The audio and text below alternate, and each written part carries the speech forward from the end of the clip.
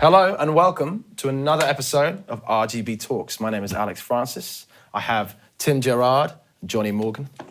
And we are going to talk about a plethora of things, gentlemen.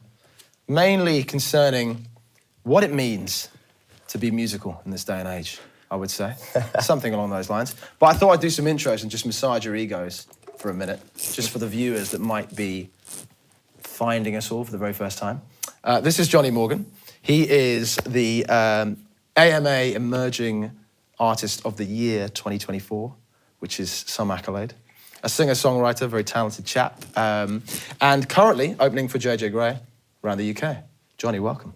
Thanks for having me. Yeah. We should cheers to that. Cheers. Should we cheers to that? My 0% beer. You know what, we're going to have to do an edited cheers here, guys. We'll just slow-mo cheers. There we go. We We also have the wonderful Tim Gerard, who I am blessed to call a good chum, who is up in North London with me, and singer-songwriter, very talented fella. Previous accolades, including Tyler Brown on the Shakedown, Jade Bird, Rachel Croft, and your own powerhouse music. All sorts of people. It's all very extreme, and I love it. But yeah, so here we are, and we thought we would just kind of dissect a few kind of themes around everything it means to be a songwriter and a singer in this day and age. Nice. Does that seem really intense, or does that seem like something we can probably discuss? Let's shoot. Should we just shoot for the moon? Should we shoot for the moon? Yeah. All right. Well, I got this thing I came up with. It's called Plugging In. And the idea is we talk about the process, and we talk about the recording, and we talk about the creation. So I'll throw questions randomly your way, and it will just turn it into a beautiful soup of madness. That's my thinking. So the first thing I was thinking is about song conception and demo creation. And I'll ask you first, Jonny. Like, what would you say is important to you when you start to float an idea? When it starts to go from voice note into something a bit more serious? What kind of things do you normally do in that moment? What do you start to do with your process? When it goes from voice note, I mean, I'm very when people say melody or lyrics, I'm 100% melody. Yeah. And I'll try and, if I have a half-decent voice note, even sometimes I'll have a voice note there's just no idea at all, it's just melody. Yeah. And then I'll try and get down, just try and get some kind of, I have a lot of hilarious, me just jamming three chords and talking. Just hoping, almost. Yeah, exactly. You're gonna fashion something interesting. And then often, I don't know, I write best if I can just track something with melody and guitar. Yeah. Get a nice, not nice, because it's not, because I'm doing it, but your version of nice. Something that I can just put in my inbox, and when I'm driving, just play it over and over and over again. Yeah. And that is kind of how most of my songs work. Yep. Obviously, you know, you get the lucky ones that just smack you out of the sky. Just write themselves. Where the hell did that come from? Yep. But most of the time, that's what works for me if I'm trying. And if I sit down and I sit pen and paper and blah, blah, blah, it doesn't usually come. No. It's literally from it just kind of subconsciously being in my headphones whilst I'm ironing, which I do sometimes. Yeah, important process, the ironing. Or driving or whatever, it's just there. Yeah. And then it could take, I'm sat on so much stuff now that I believe will be on an album, will be good songs, but I don't know what they're about. I don't know. Well, we should dig in on that in a minute, actually, because that's also that kind of, that slightly archival element of just scratching down note after note, and what it's going to become is awesome. And we should definitely dive on that. Tim, what about you? Tell me about your process. My process, man, it's a painful one, and it's easy, it's painful, it's everything. But yeah, the same thing. Obviously, the powerful tool that we have now, day and age, is voice notes. Yeah. So, you know, sometimes I'll just hear something in my head, I have a melody again. But most of my stuff recently has been more lyric-based, actually. Yeah. I really feel I want to say something in my music. Not to sound pretentious, I just... I think that's fair. I think that's fair. I think for me, it's, you know, if I have issues I talk about in my songs, or if it's a story or something funny. It can be diarised, can't it, in a way sometimes? Depends what you're getting at. But yeah, I think I would do the same. I'd record it in a voice note and I'll listen back to it. Oh, I like that version. Oh, I like this. But nowadays, I've been writing songs and I'm like, what angle can I take it at? Because I'm lucky enough to have studied music, and so I kind of know that you can write a lyric or a melody and put them over different chords underneath, or change the tempo, or like change this, change that. So is that what you mean by angle?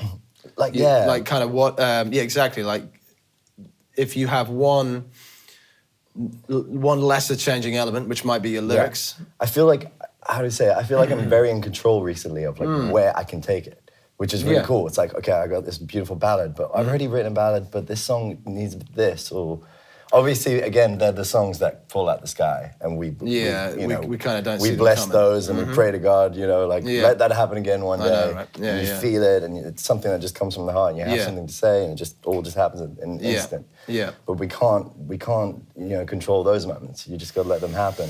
It's funny, isn't it? It's sort of halfway between total spontaneity and the idea of feeling comfortable with your kind of tool kit that you've got. Yeah. Isn't it? It's kind of nuts, like how.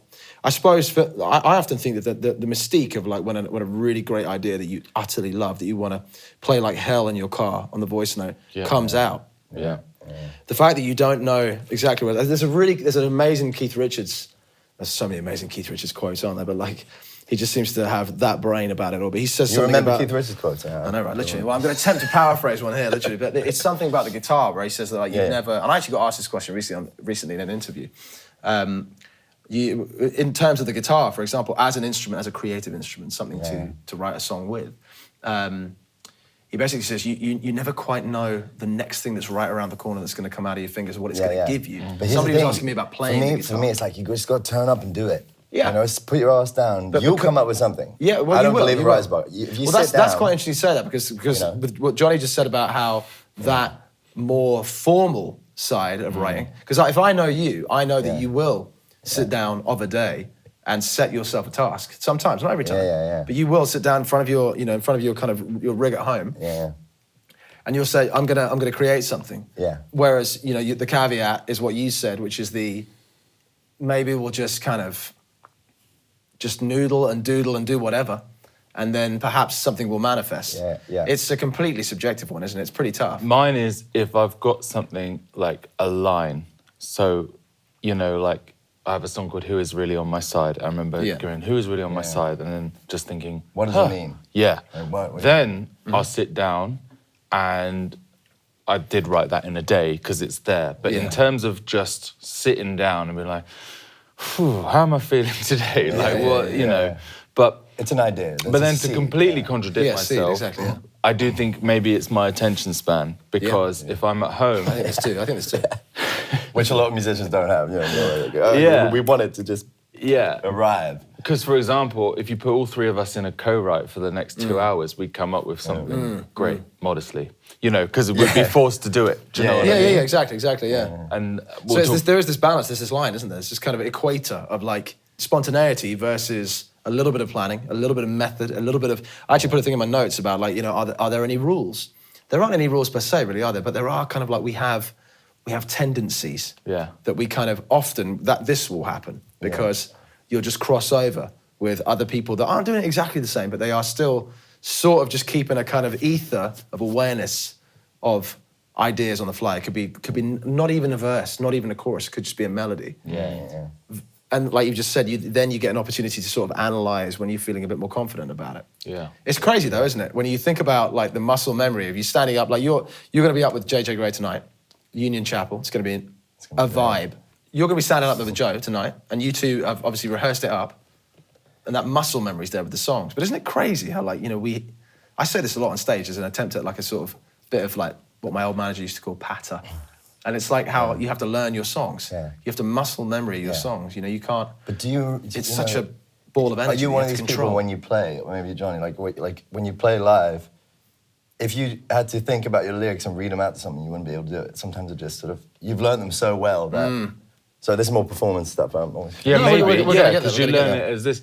I was just before you said that, I was just thinking because I was playing with these guys last night, and it's funny because, me being another sad boy with a guitar, a lot of them are emotional, and they are.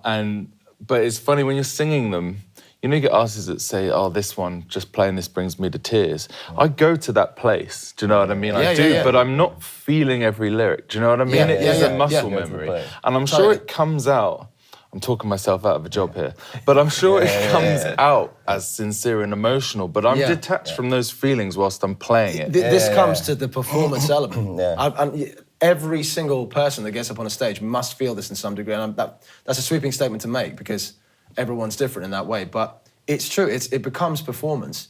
If you're especially if you're touring or you're doing a festival run through the summer or whatever, you're gonna have that muscle memory. I'm exactly the same. There are nuances of parts of my own songs. I know where I need to be in here and in here to do them the same way each time because I know how I want to do them. I know that maybe I'll get a reaction if I do them. It becomes performance, even though it's all about character and it's all about personality, emotion. 100%. We're going to talk about other songs that we love in a minute, but like all the songs between us right now that we love primarily are like have singers that have that emotive way of getting something over, whatever the genre. Being emotional each night is hard. Like, to put yourself in that trauma space. I've become accustomed to it. Like, but here's I wouldn't want to be like feeling like blue as fuck. Like, every night. A good question is like, do you think being that emotional within your song and performing it as a performer or actor, whatever they do, well, exactly. Do you think that energy is a bit meta, but do you think people feel that? You know, I think some people do, definitely. Or do you think you can fake it and be like a bit that's a great detached question. from That's it? a great question. Like, exactly. That's actually the kind of subheading that we're under, isn't it? Yeah. Can you switch this on and off? Yeah. I would say personally, I can turn the dial, I can intensify, and then I can lessen. I reckon. But I don't think I can switch it off entirely. I've got, for example, I've got a new song that has become like a kind of cornerstone for my sets on my new EP, which is a really personal song, written about my mum. You know, I don't have to get exactly where I was on the day when I play it on stage though. Yeah. Because I sort of know where I am now. Yeah. You know, so maybe I don't know. I mean, do we think that's mutual kind of feeling in terms of like? Yeah, I don't like it though. The more I think about it, I don't like it. I feel like I'm playing a pretender. But you know. A few of the songs last night were written when me crying myself to sleep. Right. And I probably played them better, more emotional last night, even though I'm happy now. Yeah. Which is a sin. But I don't like that. I get you completely. I feel like I'm putting it on. But I'm not. Only now do we, when we've got the luxury of a bit more time to analyse it, do we kind of think about it this much, because I don't really even find myself in the dressing room. Yeah. Well, you're usually too tired to think about this stuff. Well, there are too many other things. There is about. that. Like if my and there's also the adrenaline of a gig. No matter which way you look at it, could be playing anywhere. You could be playing to like 25 people. You could be playing to 2,500. Yeah. I always still get a kick right before I go on about I'm going to do that and hopefully it's going to go well. This leads me to asking you a question. What like opening songs in sets? Because we don't just jump into that emotional song, do we? The opening song, like, how do you deal with like your set listing? I'm one of those ones that constantly knee jerks to like something that's going to probably be mid to up tempo. Yeah. And I don't know why I do this because I almost feel like I should be more confident sometimes and go. I hate opening songs. It's funny you bring that up. No, I'm flirting with changing something tonight that I did last night, even though it went really well. And I'm like, why are you trying to change it? You can't win with an opening song. You don't know what the audience is going to be like until you're halfway in, you got to... This is the thing, that's about types of audience as well, isn't it? If you're the opener, like, you were talking about the J.J. Gray thing tonight, you're the support act, so you've got... I get this thing all the time where I'm like, I've got something to prove, Can I get these people on side? You always want to prove yourself. I can think of loads of opening tours over the years where it's just been like, well, if I can get... It's an if, it's a what if. Can I get a few people on side? Will I see them at merch after the gig? Because they'll be like, hey man, fuck. I really kind of like connected with you for that 20 minutes that you did your thing.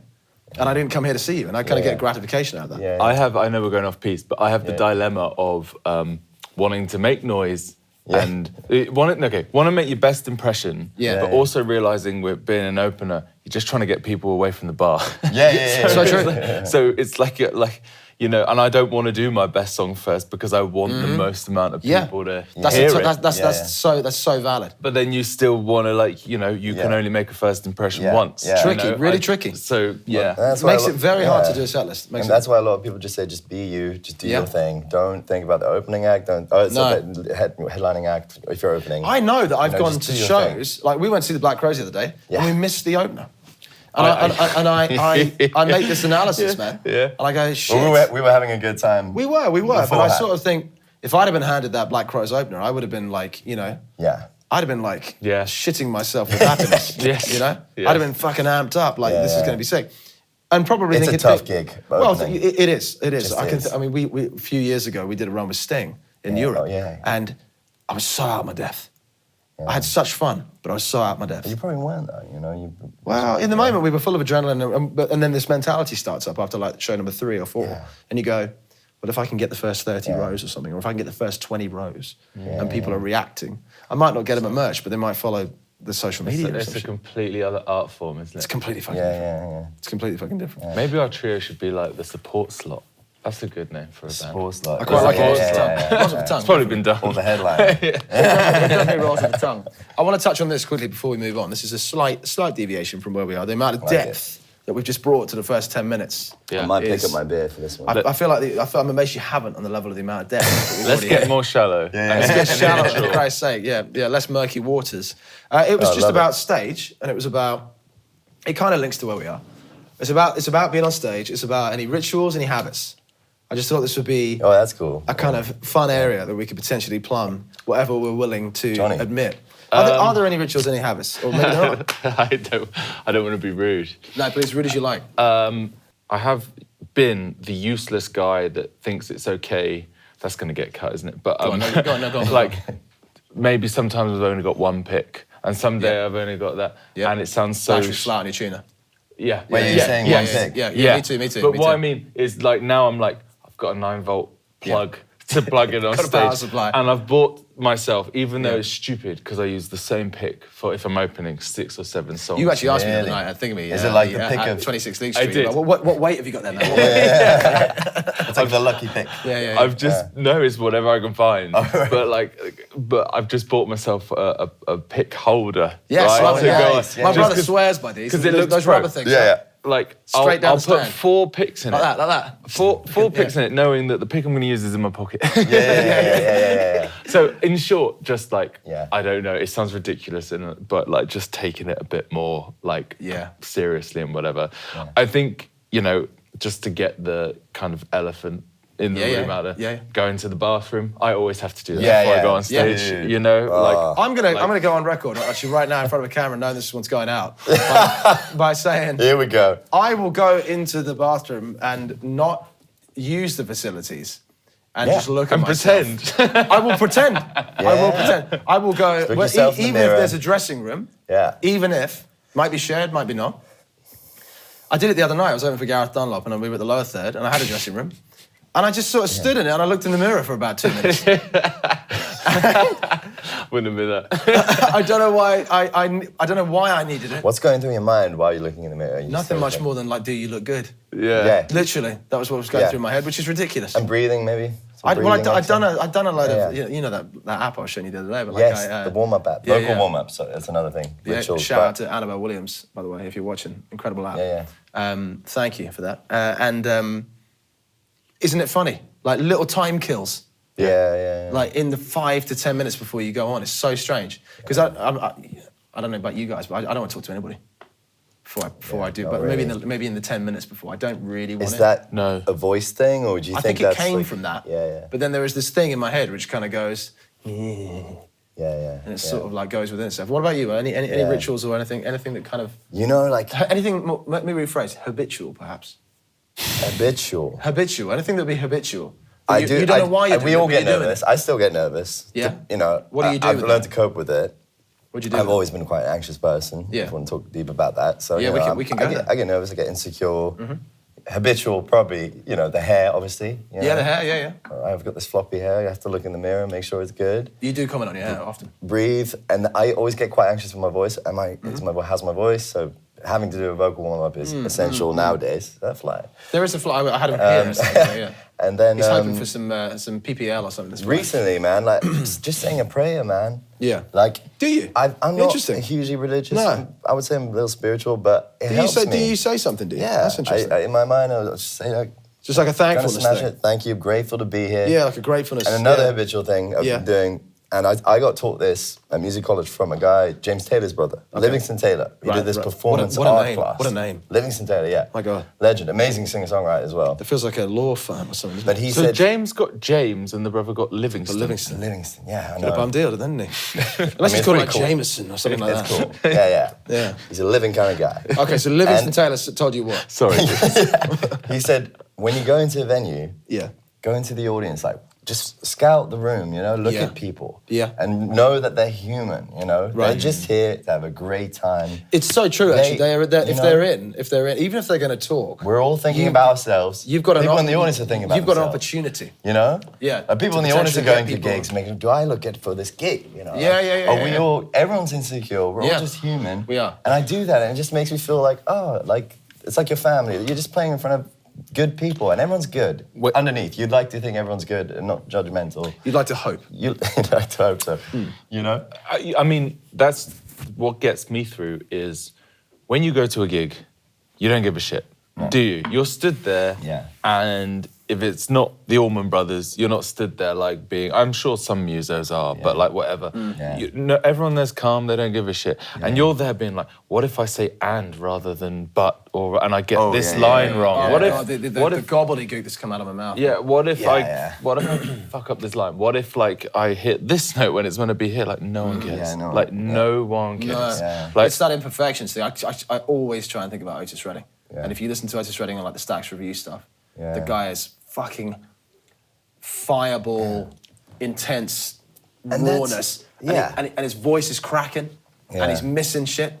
That's what live music is about. And it's perfect. You're supposed to make a fool of yourself. Joe Cocker on Mad Dogs and Englishmen. You know, the same vibe. He's cracking, he's losing it, but he means every word, and it's amazing. I've so tried to let go of this like perfection thing. I try to take that into everything, not just playing, not just performance. Posting on all this stupid shit and blah, blah, blah. No one cares. And like, you know...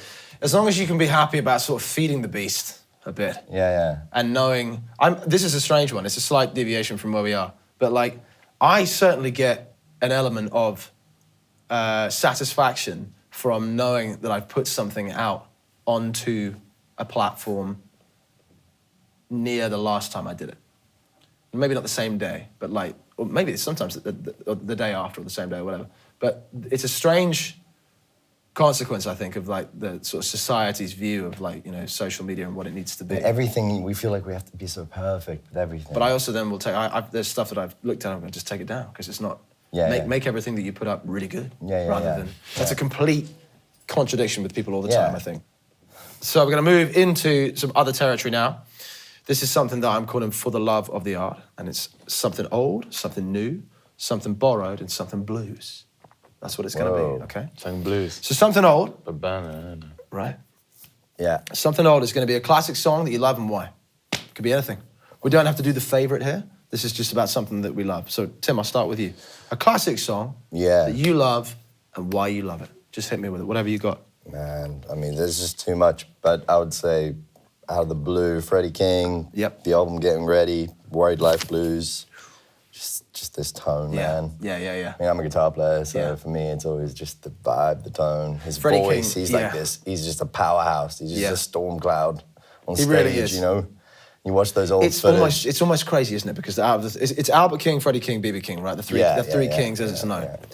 And when you think about, they're not, you know, the only linkage is that they've all got King as the surname, right? And that they're all in that era, 50s, 60s, 70s, it's like blues greats, right?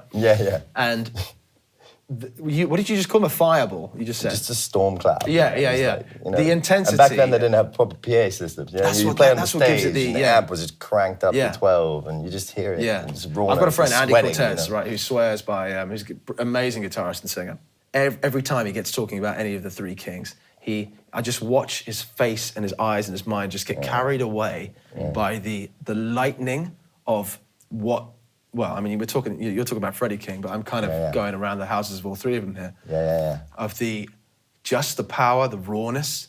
It still exists, of course it still exists, but like, at that point in time, it's just awesome to think that that's the mark that they've left. Yeah. So cool. I mean, there's too many artists that I can't name any. I like how you've gone to I just wanted to go to the blues because that's where my music comes from. That's the reason I write songs. It's from the blues into you go that deep with him, would you? into country. You know, that's where it all comes from, and that led me to Clapton and then all that stuff. Yeah. And you see Clapton play his songs. You know, the performances were so great.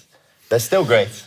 We'll dive in on that in a minute. I think in terms of like, I would hazard a guess that all three of us like react to live performance stuff in a similar way. Johnny, what about you? Something old, a classic that you love. The first song that came to mind when you just said that was "Take the Long Way Home" by Supertramp. Amazing, 70s, right? Yeah, I mean, they're not like a band where. It's interesting, mine's 71, 70s. But that whole album for me, obviously, and there's a few others. Is that the album that had "Give a Little Bit"? Yeah. I have one of those vinyls where it's got the artwork printed, but it's not like I'm like this massive Supertramp fan. Like if you asked me to name the members, I couldn't. No. But the intro of that song, it like you feel like I haven't pressed play because it's so slow to start to about 20 seconds, and then this one low piano note comes in. And then when the harmonica comes in, pure indulgence. It's great. It does make you feel like a little kid. Yeah. And I don't know what it is about that song because the song, another one. It just gives me like the hazy eyes. I call it. Doesn't force out a cry. But it's not. I don't think it's a sad song. Yeah. I mean, it kind of is about. I so get you. The other one is The Boys of Summer by Don Henley. Don Henley. This is 0%. Don 0% Henley. The Boys of Summer by Don Henley. It's just incredible. Yeah. The last minute where he's finished singing and the guitar just goes ding doo doo. That gives me the hazy. Incredible, man. I don't know what it is. It's pure drive. It's what my producer Pat would. We do these things, this exercise sometimes, where he wants me to lean back and lay back from recording something, especially if I'm recording guitar, and he'll like go through the booth and go ow, ow, ow, ow, ow, ow. Like that. He just wants me to fucking lay back. Yeah. Not think about it too much. And you get the impression that the band at that point are just doing what they're doing. Don't tell me that record is built up in stages. That is the core skeleton of that record. And I know it's the early 80s and a lot of shit was changing. But like the core of that record is a band in a room. Yeah. 100%. Yeah. Down, down, down, down, down. That's the bit you're on about, right? Yeah. Incredible. They're just vamping. Yeah, it's incredible. He's not like, and obviously there's a line is, "Girl, I'm gonna get you back." That one as well, obviously. But having many of those T-shirts, but that minute in particular. Yeah. He actually said I saw a clip on TikTok or something the other day that song was written for Tom Petty, and he said no. Really? So Petty had outside writers for... It's pretty petty, isn't it? Is it? Yeah, I always thought Petty was a bit of a kind of his own sort of Bob Dylan kind of guy, you know, kind of like... I think it was like a Howard Stern interview, because he does an acoustic version, Stern which is amazing. Extracts the info as well, doesn't he? Yeah. Have you seen Tom Petty live? No, dude. Because honestly, I'm not ashamed to admit it, but like... I don't know how long ago he died. I think it was about 2016, wasn't it? I probably just... It's been a while. Just properly got into... him. This is like me with Prince. It wasn't like 6 months before he went, and you just don't have that thought process. It's fucked up, isn't it? Because as soon as it becomes posthumous and the media tackle it again, you go, "Oh, yes, I will." Yeah. Learning to Fly is another one that gives me the hazy eyes. I love your kind of your analogy, like your imagery around like outro, like an outro or whatever. Like kind of like you don't get them on records so much. You know, there's such a race to the finish line with modern records at the moment, isn't it? But like. So much like from what you said about Supertramp as well, like and even the Freddie King stuff. I mean, fuck me, like the Freddie King stuff is going to be that guy is not going to be taking cues from anybody. No, like Henley's not going to be taking cues from anybody. Supertramp at the height of their power aren't either. The industry was a different beast. You could do Ventura Highway. You could be American, do Ventura Highway, and they're like that's like a 16-bar intro, which is just going and we love it. We just sit there going, just give it to me. It doesn't happen so much these days, and I think that's something that makes it extra special. Yeah. When you kind of... And also childhood's a good point. Because I'm the same. I'm sure all of those songs, I mean, How old were you when you first heard Don Henley? Very young. Because for me, child. How I got into music was my dad in particular was massively into hi-fi. Yeah. And then my bedroom was the one above the living room. And my parents, like, of course we watched TV, but because my dad had this ridiculous hi-fi, like, I spent more on his hi-fi than he would a car. You know, it's one of those. Nice. We're talking stereo sound. But like on a Sunday morning, he'd wake up first. And he wouldn't give a shit about waking us up or not. So you'd be listening to the End of the Innocents coming through the floorboards. And of course, I wasn't liking it, but obviously it was just all going into me somehow. Like that's how I got into music. I really hope this for Honey, my little girl. That we just playing music in the house. We're just putting things, anything on. Like we've got quite eclectic taste. So there's different shit on all the time. But she might be storing some of it somewhere. Yeah. I've got this image of like your dad. I've never met your dad, but like he might have like, you know, the opening intro to like Breathe by Pink Floyd or something like that, just coming through his system, just rising like vapor. It's awesome, man. The favourite thing to do was honestly to like, you know, this is before YouTube when I was a young kid, so my dad would buy Blu-ray, DVD. So this is before Blu-ray, and it was like he'd buy DVDs, and then we all go to bed, and they just listen to like through the same system. They'd listen to like David Gilmour Live at Gdansk or whatever it is. Is that the one where he's got Crosby and Nash singing BBs? It's a bad example because that one came later, but it was that kind of shit where they would just get pissed and watch this. We'd be young kids go to bed, and it was just like comfortably numb, screaming through the floors. But there's something pretty therapeutic about Pink Floyd. There's something therapeutic about Gilmour's voice. Is a soothing voice. That's awesome. We're going to jump forward. Something new, something fresh, and why we should all hear it. Tim Gerard. Lake Street Drive. Lake Street Dive? Drive. Lake Street Drive. Lake Street Drive or Lake Street Dive? It's a dive. I actually don't know. I think it's dive. I think it's a dive. dive. I thought it was Sorry, drive. I've had a long weekend. It's Lake Street Dive, is it? Yeah. But tell me more. No, I just, anything Lake Street Dive. With the age of Spotify, we have this amazing thing called algorithm, and we get stuff forced at us. You know, it's amazing what Spotify does. Sometimes, you know, you get things. It's a blessing and a curse. It's a blessing and a curse. But I heard it, and I was like, man, yes, her voice, she's incredible. The sound, you can hear it's done live. Maybe the drums, bass, guitar. So it's properly recorded. I they are just. So recently, I just listened to their records. They sound great. I think they're touring Europe right now. Yeah, they are. She's got a huge voice. Bridget Kearney, the bass player, I think was opening for Katzman on the last time he came to the UK. Yeah. Katzman's amazing as well. Yeah, Lake Street Dive, man. Good choice. Is that Tell Him I'm a Kisser? Good kisses on it. Yeah. Bad Self-Portraits. There's so many great. Talk about up and down songs as well. They've got some like raw, heartfelt stuff, and they've got some really cool up stuff. It just sounds like a band. It sounds like a band where everyone's just pro. Every Need to see them in the live. band Actually, need to see them live. As you can tell them, they've done the cover they've done the gigs rounds. for a long time. I think their guitar player. I think it's James Cornelius. And I think he was out with Katzman again on the last time he was in the UK. It's clearly there's a bit of a commune over there. I think everybody kind of shares, which I love the idea of. It's like kind of my dream in music is that everybody I kind of know that I admire crosses over in some capacity. Like your man Joe, for example. Like, you know, he's doing stuff with Demi. He's doing stuff with you. He gets around, you know. But it's great because he could turn his hand. My friend Ben as well. Similarly, Tim obviously does a lot too. I think it's it just breeds a really nice feeling. In terms of what all of this is all about. And then you see each other, you know, on tour, and you're like, dude, man. Anything, anything, anytime. Like festivals is always fun. Like literally Black Deer on Friday. There was so many people I knew. That I've either worked with before, or I've caught up with, or I just know, or I admire, and it's just a nice feeling. Black Deer was a funny one, wasn't it? Because it's kind of like we're so connected on Instagram handles. That there were so many people I knew, but I'd never met. And I had never said hello, like strange. In the flesh. You might have had a DM or two. Like people saying Johnny, and like not that everyone I'm popular or anything, but people saying Johnny. I was thinking, there were women screaming. He's actually been chased around the corner. So who's your favourite? New. At the moment, I'm anything. It doesn't have to be your main favourite. No, it's not. It's what I'm listening to and what's new. It's different. New. I'll. Do you know the Texas guy Paul Cauthen? Yes. I don't know. Country dancing with you. Yeah. Let's go. Give me the info. It's so up your alley. It's just this Texas dude. What a voice, right? Yeah, man. What's his name? Paul Cauthen. Paul I'll say it Cauthen? wrong. Yeah, Cauthen. This is the problem with this. We'll put a little handle right here. But he's just like this badass Texas dude that his whole it's just like attitude and he has you would fucking love it. He has a song about how it's basically a big angle of his, not angle, it's true, but like how he's gone from no one giving a shit to everyone giving a shit now he's famous.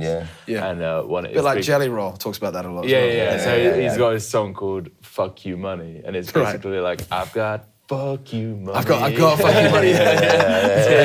Champagne and limo. Brilliant. This one, everyone now wants to be my best friend. Oh, it's great. That's quite cool. Yeah. What I'm listening to at the moment actually is when I was like 14, 15, just massively into guitar players like Gary Clark Jr. and Derek Trucks and all that kind of stuff. Gary. So I've been listening to just songlines, like the first Derek Trucks album that I was. Yeah, my brother got heavily into that, and I kind of followed him in, which has got like all that cool kind of African crossover on it. Has it got volunteer slavery on it? Yes, that's track number 2. Yeah, I think no, it's one. Is that the album with Chevrolet on it? Yes. Oh man, that version Susan of Chevrolet. Tedeschi. Like, Susan, I don't even think Susan's on No, that. she's not on it. No, she's not on it. No, it's well, she may be. They might have been married by that point. But Trucks Derek and Susan, if you're watching, fill us in. Yes. Like, I love them too, but the best gig I've ever been to was in the small room at Birmingham O2, because they got like 3, I can't remember then. And it was just the Derek Trucks band when that had just come out. This is going to be like 2008 or like with one of the backing singers. Mike Matheson. Probably. I don't know the names. What a singer. It's him. He's in the Tedeschi Trucks band now. Yes, like he's got like a short afro. Kind of Bill Withers looking dude. Yes, good description. He was the main dude. Yeah, he was the singer. That's the best gig I've ever been to. Oh, dude. Like when Trucks plays, it feels like he's ripping out your vital organs. That whole band was incredible. Did that band have Kofi Burbridge, who eventually he died, didn't he? You know names, I don't know. It did. That was killer. I saw them at the Nice Jazz Festival, probably the same year you saw them. I mean, I was 14 in that. BB King was same year. BB King was headlining that festival. Really? No way. Wow. And BB King. Yeah, the first incarnation of Derek Trucks, super cool. Yeah. They were doing like I love that. Like I blues would like crossover with African and his guitar playing. Someone said it sounds like a woman's wailing or singing. Well, then people say this of Slide, don't they? Like because Slide always does sort of inherit this like kind of wobbly kind of element, which kind of feels a little bit more like singing. Yeah. You know, but I think the way that Derek Trucks has kind of popularized like slide playing is just incredible. They're pretty untouchable. His notes hurt. They do. I don't know how to put You've only it got better to than that. do any extension on like Midnight in Harlem when he just really goes. That's another handle right here, guys. Derek Trucks Band. Tedeschi Trucks Band. Amazing. All right, here's another one. Something borrowed. Okay, so what I wrote under this was a song or an artist or a genre that you can admit influences your sound. And when I say you can admit, the reason that's controversial to me is that I know how much different music that I love. Yeah. But I also borrowed or feel well, exactly. I also feel sometimes like I should be upfront with myself about artists that because I know I've done it. Yeah. Where I've stood there in front of him or her or they, and I have been utterly enamored by it. And so much so that I've come away and I've wanted to learn the hooks, sell the hooks. You know? Got your voice recorder out. This one's unreleased. Fantastic. So all right, Johnny, you go first, buddy. Is there like something borrowed? I feel like this doesn't have to sound like an admission. This is more just somebody out there who you feel like is responsible for a good degree of your DNA. I mean, this is going to be a shock to no one, but like, you know, it's no secret that I just have to accept that there's just like, I'm just a John Mayer knockoff, you know, like everything I do, as soon as I put something in, you know, like stuff like Love on the Weekend and stuff like that, where there's just this warm pad, and then that brought me into... Why do you use the word knockoff, though? Not knockoff, but like... Why does that reaction, why does that come into your mind when you speak about John Mayer? Well, I think you just get it heard... like like that. This gives me that vibes, and it's true because when I got into this folky America, whatever the hell I'm in, it was born and raised Paradise Valley. Like that's what made me that, and like Raymond Montaigne at the time. Those were the things that made me want to play acoustic. And chop my hair and quiff up in a certain way. This is what I can't play guitar like Gravity, so I'll be that John Mayer. But that's interesting. Yeah, there are a lot of different John Mayers. Well, there's a lot of eras of Mayer. He's been around long enough. He's been successful for long enough. I have a friend called Alex Hollingsworth, and we look quite similar, glasses and all the rest of it, and he has the continuum hair, and I have the battle studies hair. Well, this is kind of interesting because like I so get the analysis of like eras of an artist? Because when we get into somebody that we really, really love for whatever reason, one song, one album, one live version of something, and we start to naturally just delve, that's kind of what starts to happen, isn't it? You start anoracking, don't you? That's what they call it. Yeah. You know, you can. I know I had a huge Rolling Stones phase. Yeah. I had a huge Black Crowes phase. Yeah. I had a huge Foy Vance stage. Yeah. You know, and you've had a huge Mayer stage, and it's like, I think it's totally okay. I think that like, well, no, hear me, right? Because there is this taboo around like how much you want to kind of talk about, or even wear the idea that you're influenced by somebody else. You're not the same. No, like when you start playing music and you listen to these guys, they do influence you, and they, you know, you want to sound like them, and that's what we did when we were young, when we were starting off. You know, we wanted to sound like that. So you start writing songs, and they do end up sounding like that, and then you evolve your own sound over time. Well, when you're mid-teens looking at John Mayer, I mean, you just want to be him. It's kind of like, you've only got to watch that Where the Light Is, you know, live show, which is probably Mayer at the height of his power. Yeah. Like around 2007 or 8. It was post-continuum, pre-battle studies. And it's like, and whether or not they were dubbing that record or not, I know there's a lot of legend around that, but like in the box of what it is, I think the fact that he did blues, pop, rock crossover, and he did it so well. Yeah. And he's a smart guy, man. Like, you know, you listen to Continuum and you can hear Sam Cooke in it. You know where he's... As a songwriter, he's stealing things left, right, and centre. You know where he's getting these things but from. This is exactly where, when I was coming up with this idea, why I wanted it to be part of our conversation, because, you know, what's a steal? What's a borrow? Yeah. But we'll go there in a minute. But before we do, Tim, give me your something borrowed as well. Oh, man. It doesn't have to be the definitive one, it could just be something. It's so random, but there is, you know, can't always get what you want, right? Yeah, Stones, Rolling Stones. I wrote a song called Barbarian. It was my latest single. And yeah, I know that song. Yeah. You could literally just be like, that's the song. And what? And the what lyrics is your? too. Yeah, sure. Okay. You know. So what is your? How does that make you feel?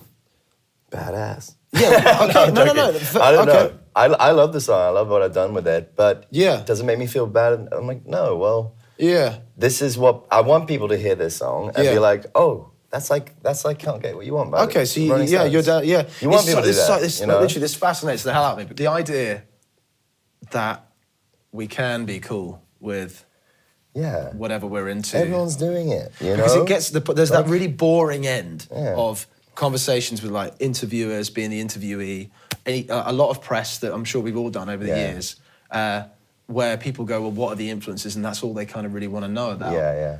It can get monotonous, and I try and just, you know, kind of come up with something different every single time to try and keep that spicy. But it's a combination of things that make press and stuff judge you with this stuff. You know, if you look like the guy, you sound like the guy. Everything needs a box. You are the guy. Everything needs a box after a while. It's what they say. But like, I think it sounds quite interesting hearing both of you talk about this in this manner with quite a lot of confidence. Even though I get the impression that maybe there are, and I feel this too. If this is the case, there is a degree of.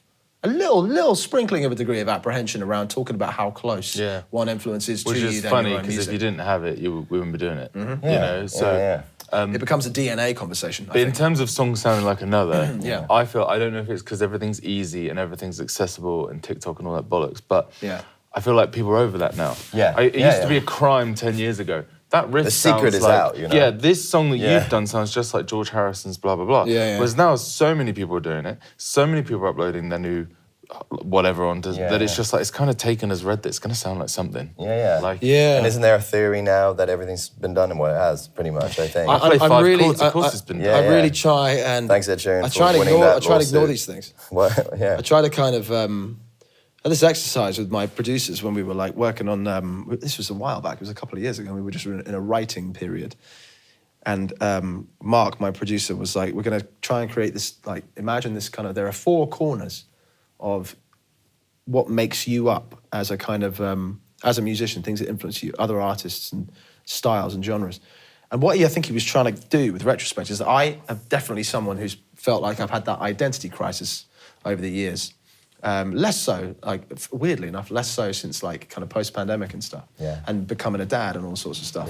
Maybe a few less fucks given in certain areas of my life. Maturity. Dare I say it? I don't have much of it, but maybe. And you're a mature kind of guy. Don't know about that, but like he tried to do this. He tried to create this sort of rigidity for me to go. Well, if you're wearing a little bit of that today, then it's over there in that corner. Yeah. And it's there, and it belongs to the patchwork that we have on the gallery wall. And if you're wearing a bit of that over there, then that's there as well.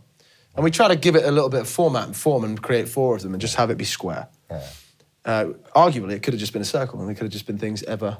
And it kind of is doing that too. But I'm glad that I did that exercise because it's taken away an anxiety for me. Yeah. Where are you on? Because this is something I'm having at the moment. Is my last album, only album, breakup album. There's nothing subtle about it. It's clear what it's about. It's recorded within the same 2 weeks. It sounds like a cohesive body of work, other than one cover that was recorded at another time. Okay. Where are you on like sounding? Like on a EP or a record, because I've listened to a lot of stuff recently. That first Gary Clark Jr. He raps, he does grunge, he does that, and I'll literally be like, but you sound like you know Bon Iver there, and you sound like a country dude there, and blah blah blah, and that bothers me. But I'm like, why does it bother me? I completely understand that question because it's a precarious, weird beast that we have this analysis built in, I think, of like what I love versus how I feel I need to sound on record. I try and do 2 things. I try to focus on the idea of the USP being my voice, whatever happens. But I must say that like in more recent times, even with this kind of 4 corners thing going on, I still kind of have try and have my basic ingredients always the same. Yeah. Which is the sound, which is just a skeleton of a song, which is kind of real sounding instruments. Yeah. And then allow the influence of other things to come in if that kind of happens, if it kind of just ebbs and flows. If you have the fundamentals, it's not going to sound too far left or right anywhere. No, I'm kind of a believer in that. Yeah. And I'm lucky that we've got an incredible facility to just sketch down like the bones of that every time. Some of the stuff on the new EP has been worked up from the demo just because like I had a certain lunch that day and I'd never hit that note ever again. Or something along those lines. Like, it's just like, so I sort of try and live by that, but it's a hard one, man. It's a constant analysis. Oh, look at that over there, I love it. Well, you could argue that the only thing ties it together is your marketing, you know? The way you put it out into the way it can be perceived, totally. All right, we're going to stay within this 4, it's not 4 corners, but it's 4 subheadings that I have here, which was something blues. Something old, something new, something borrowed, something blues. Which I wrote something soulful, something organic, something who's real, that you guys are like, have either found just recently or something that is just always, you feel like forever, however long you stay in music or not, it's always gonna hit you right here. Is there a song or an artist?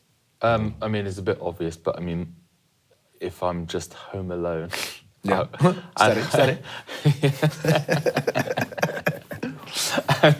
I will take all my clothes off. I hope, and I will listen to BB King live at the Regal. Live at the Regal, man. It's obvious, and I probably, you know, but the thriller's gone on that. That for me, I have the vinyl of that. Like, me too. That's where it starts. I'm trying to think of something a little bit more obscure. No. Well, there might be viewers out here that have not even heard BB King before, so we're gonna. I don't think we can social handle BB King. Because I'm not sure BB King's estate are actually involved in social media in any way. We can tag him in some capacity. Sure he still has a social somewhere. That's a killer. BB King live at the Regal, man. That's amazing. Yeah. Makes me want to go down in the last episode that we did. We talked about live albums and and the kind of the mastery of live albums and perhaps how it's kind of as an art form it existed in one time. Yeah. Or across a span of a few decades, and it's a little less. It's like Christmas songs. Yeah. What about you, Tim? Something blues. Well, it doesn't actually have to be blues. Well, the Clapton Unplugged album. Oh, wow, yeah. You know, that live record he did. I love that. That is sort of the God album. I like Me and Mr. Johnson too. I really like Have you heard that? Yeah, I have. I love that record. That's got Trucks and Door Bramall. Oh, really? And everybody's kind of become the band for Clapton now anyway, right? Yeah. Sorry, dude. No, Clapton Unplugged, I mean, incredible. No, I mean, you said it as well, BB King. That's just, again, so much. I can't answer the right thing. Do you feel like when I ask that question, do you feel like you go to an early point in your life when you think about it? That's interesting. When I first started to learn the guitar, that's when I got into it because I wasn't interested in learning classical or whatever shit was in the charts at that time, Cascada or whatever. But my guitar teacher, when he finally got me to actually concentrate, literally just put my finger on the second string of the A with the E and just went 2 and 4 and you just go ba, and I was like, holy shit. And honestly, that's just like, maybe it's a parent head thinking now, but that is just magical to me. The idea that, like, I did it for hours. That one maneuver, which, you know. And then put it down. Stevie Ray Vaughan, another one, you know, Cold Shot. All those tracks. You know, it's quite interesting with the guitar players because, like, where I came to guitar a little bit later, like, and I sort of picked it up and, like, I got really into, like, open tunings and stuff. And Richie Haven's music, for example, was, like, big for me when I was a teenager. But my brother was always the one, like, was more of the guitar. Like, our early bands, he was, like, guitarist. So he was the one in his bedroom that had, like, song lines, Live at the Regal, 24 Nights, Clapton, and all of that kind of, like, deep guitar ingestion albums that I kind of was, you know, we were talking earlier on about how, like, you know, you playing music in the house and it's kind of subliminally being sort of sapped in. What's the Clapton album where, 24 Nights, is that the one with Tulsa Time on? 24 Nights is the Royal Albert Hall one that came. The one where it's just like screaming blues. Is it From the Cradle? Maybe. There's this live Clapton album. Maybe it's From the Cradle's not live. That's a studio album. No, it's definitely live, and it always makes me laugh because I went to uni with a guy who said my parents saw Eric Clapton and they couldn't stand it because he just played all the bluesy stuff. It's that tour. And that's the thing. I don't know. They wanted to hear, like, there's a ton of Pretending live or Clapton down. That's which is great.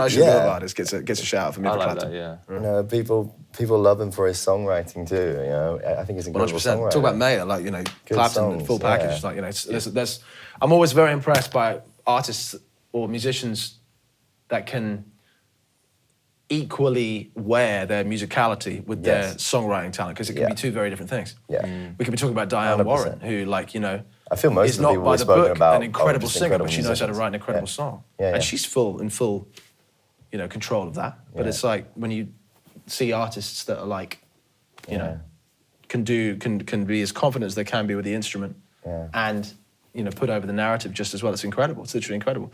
All right, so we covered something old, something new, something borrowed, and something blues. This concept may be reappearing in future episodes. This is a trial period. It's beta period. The final area was really way more about you guys talking to me than me talking to you, which I'm calling Newsflash, which was like, what's coming up, what's new, and what's happening in the future for you both. So I'll let either of you take, whoever wants to take it first. Take the stage. However little or much you want to say, really.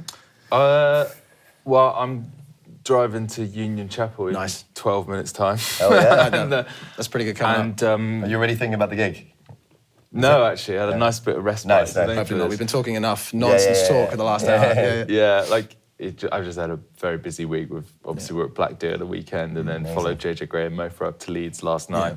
Doing Union Chapel tonight, which genuinely is... bucket list stuff. It is a bucket list. Hell yeah. Like, I've dreamt of playing that, so... Amazing. That's great. And then I have like a load of... We're actually going in the studio for the second half of June. Yeah. So I'm really looking forward to going to the studio, actually watching the Euros. I am buzzing and I love what we do, but the thought of, like, putting it down to some capacity and just like going to a beer garden and drinking far too much Guinness. Oh, hell yeah. So, like, that's probably not best for plugging. I actually quite like that, because you've actually you've brought a little wisdom in there, I'd say, because there is a massive degree of, like, step back and very, very difficult to do in a society, in a society where there are so many creative people about and there is so much inadvertent, anxiety-driven stuff, especially on social media. Do this, do that, keep up with this, keep up with that. How are we going to write songs if we don't just live? Very true. Yeah, wow. true. I mean, talk about wisdom, and we're on these 0% beers, and we're coming out with this. It's absolutely incredible. They did give you a slight kick there, didn't they? Yeah. It's a state of mind. Come on, Heineken. That's worth some money. Tim Gerard, what about you? What do you got coming up? What's going on? More new singles this year? What's the deal? I am working on my album. You are? Okay. So I'm halfway through already. I'm self-producing it for the first time. Hell yeah. And I'm working together with a guy, very talented man called Wayne Proctor. He's up in Nottingham. Amazing mixer, and he's recorded some drums for me. And I sort of been doing it all sort of at home. So I've been, love that. you know, doing all pre-production and sending my tracks Homegrown, to homemade. Nashville. You know, my buddy Chris Bryce. Shout out to Chris. Yeah. Adam Breeze, another great drummer. I sent my stems to him, he sends it back, and I finished the record here. I love that. That's proof of the power and the luxury actually that we have now. It's been really cool, man, and I'm really proud of it. You know, when you do things yourself as well, like it's a challenge, but you know, it's also making me a better producer as well as a songwriter. And well, you're producing for other artists as well, quite a lot, man. So I'm sure that obviously all equates. Rachel Croft. Rachel Croft, she's back there. She's incredible. Yeah, man. And so hopefully by the end of the year, I'll start marketing the record. Fabulous. And in the meantime, I've been playing lots of blues bars. I play at Ain't Nothing But the Blues. Ain't Nothing But. We love it. I play at the Spiritual Bar, the infamous Spiritual Bar. Then I have a few headline shows, which I'll be announcing on my website. I love it. I'll do an album launch probably around October time. Sounds amazing. We'll be fighting for the support. Yes. Oh, well, like vice versa, man. Yeah. So social handles, Jonny Morgan Music. Johnny without an H, Morgan. Without an H. Yeah. Without an H, forget that. I think you've heard the Yeah, Johnny and with it's an H, Morgan is a very famous porn star. Oh, yes, he is. Yeah. Yes, he is. Yes, not that I know anything about that. No. But yeah, Tim Gerard Music, right? Tim Gerard Music. Gerard with one R. Okay, nice. I love it. Guys? Yes. Chin chin. Cheers. Great to have you. Yeah. Thank you, brother. Let's do another episode of RGB Talks. We'll see you next time.